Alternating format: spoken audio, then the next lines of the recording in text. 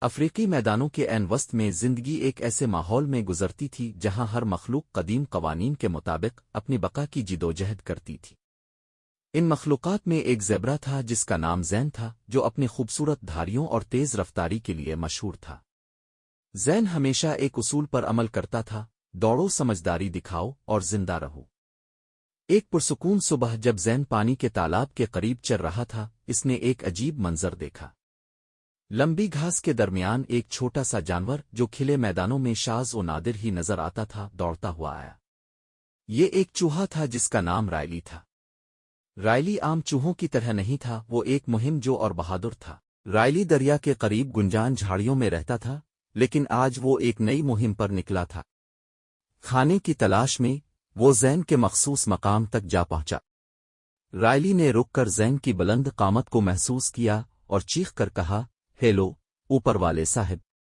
چوہے کی بے باکی دیکھ کر زین نے اپنا سر جھکایا اور کہا، ایک چوہا کھلے میدانوں میں کیا کر رہا ہے؟ رائلی نے اپنی مونچھیں ہلاتے ہوئے جواب دیا، میں بیجوں کی تلاش میں ہوں اور شاید کچھ نئے دوستوں کی بھی۔ زین نے ہنستے ہوئے کہا، دوست؟ یہاں تو آ تو تم شکار بنو گے، اب بھاگنے کے لیے تیار رہو گے؟ ان کی بات چیت ایک دھاڑ سے رک گئی۔ یہ دھاڑ ایک شیر کی تھی جو اپنی شان اور خوف کے ساتھ چلتا ہوا منظر میں آیا۔ یہ لیو تھا، میدانوں کا بادشاہ جو اپنے ناشتے کی تلاش میں تھا۔ اس کی نظریں زین پر ٹکی تھیں، لیکن جلد ہی اس کی توجہ رائلی پر مرکوز ہو گئی۔ رائلی شیر کے رتبے سے واقف ہمت جمع کرتے ہوئے بولا، سلام ہو علی جا۔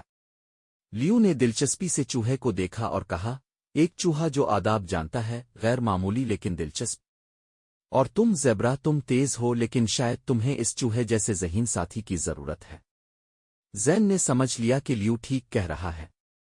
بھاگنا اس کی طاقت تھی، لیکن ایک مہم جو کہ تجربے سے وہ مزید محفوظ رہ سکتا تھا۔ زین نے کہا، شاید تم ٹھیک کہتے ہو لیو، یہ چوہا ہم دونوں کو بہت کچھ سکھا سکتا ہے۔ یوں ایک غیر متوقع اتحاد کا آغاز ہوا۔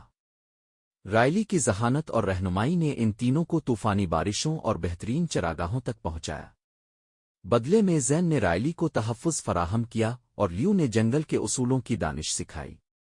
یہ موقع کی ملاقات وقت کے ساتھ ایک گہری دوستی میں بدل گئی جو قدرت کے سخت قوانین کو بھی جھٹلا گئی۔